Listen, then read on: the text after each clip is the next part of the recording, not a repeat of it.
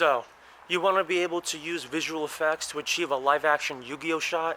Don't worry, you came to the right place. I'll start by summoning my Lord of D in attack mode. What's going on, guys, gals, and non-binary pals? It's your boy, Humberflute III. The Q is silent, no relation, but you can call me Dylan. And welcome back to another Yu-Gi-Oh! VFX tutorial. In this video, I'm going to be showing you a very simple way to make the Lifepoint Counter, as well as a monster's attack and defense values. The specific life point and value theme that I'll be using for this tutorial is the metallic looking one from the original Japanese anime. If you would also like tutorials on how to achieve more complex life point counters such as the ones from GX or 5Ds, please let me know in the comments below and I will be happy to do so. And real quick, before we get into it, YouTube says that only 8% of you are subscribed, so if you could please hit that subscribe button, hit the notification bell, it would mean a lot to me. Without further ado, let's get started.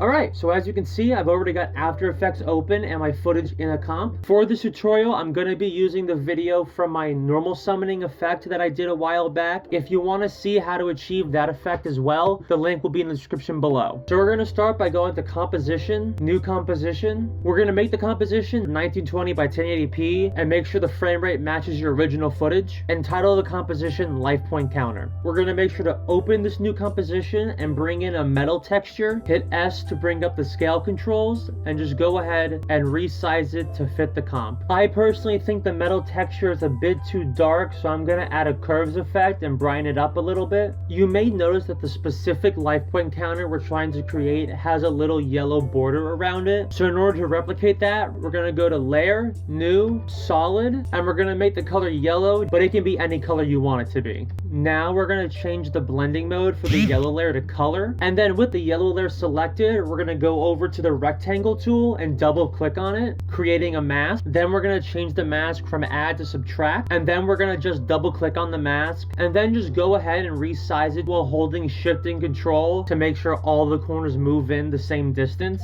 until you get the look you want. Next, we're going to make another layer, so go to Layer, New, and Text.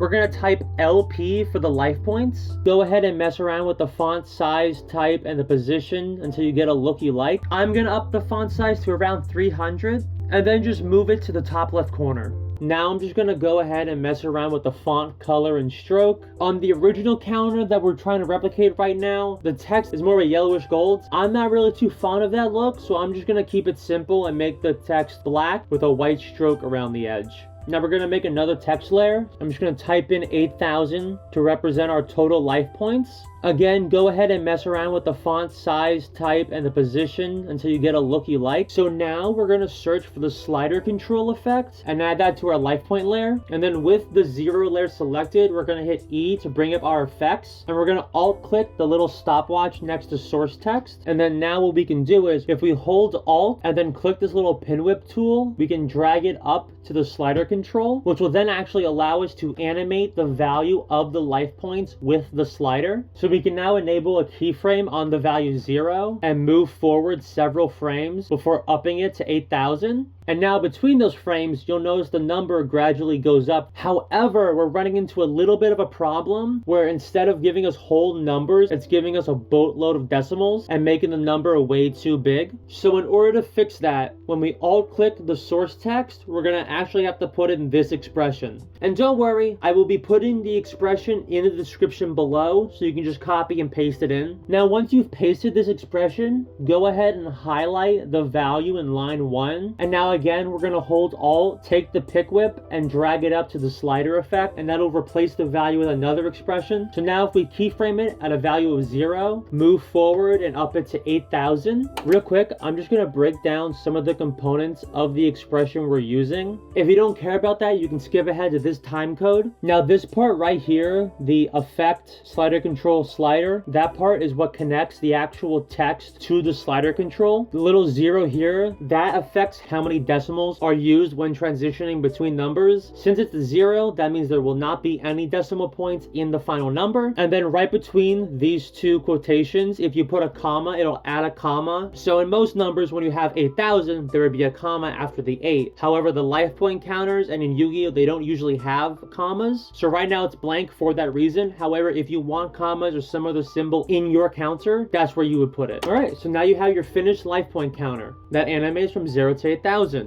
which you can then further keyframe and animate whenever you lose or gain life points during the duel. Now the next thing we're going to do is actually composite the Lifepoint counter into our final shot. All right, so we're going to go back to our original composition with the footage of the duel. We're going to go ahead and take our comp and drag it into our shot, and then we're just going to go ahead and tweak the scale and position of the counter. We're going to go ahead and hit this box, turning our counter into a 3D layer so that we can then keyframe and animate the rotation so that it pops in and out. We're going to find the point where the counter finishes flipping into view and enable a keyframe on the Y rotation, and then we're going to go back a few frames and we're going to go ahead and rotate it -90 degrees. And we're also going to enable motion blur. So there it is. Now we have our Lifepoint counter flipping in at the start of our duel. So the only thing left is to show you how to take the Lifepoint counter we already made and how to turn it into the attack value for our monster. So we're going to go ahead and start by taking the Lifepoint counter composition and duplicating it, renaming it to monster stats. Then we're going to open this new composition. We're going to take the LP layer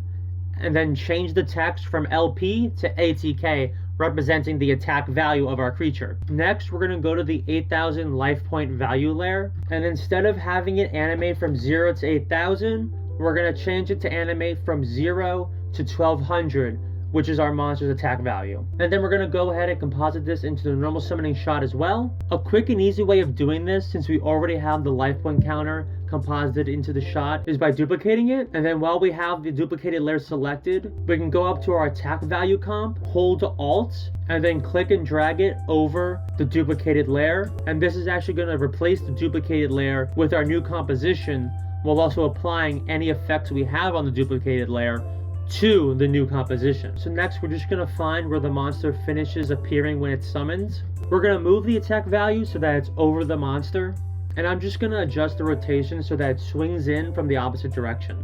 I'll start by summoning my Lord of Heat in attack mode. And there you have it. If I was able to explain everything properly, you should have a functioning life point counter effect, as well as an effect for a monster's attack and defense value. And if you would like to see tutorials for other Yu-Gi-Oh effects, please don't hesitate to ask in the comments below. And if you ever end up making anything using these tutorials, please send them my way, as I'd be so happy to see what you make. And with that said, don't forget to like, comment, and subscribe, and I'll see you all next time. Peace.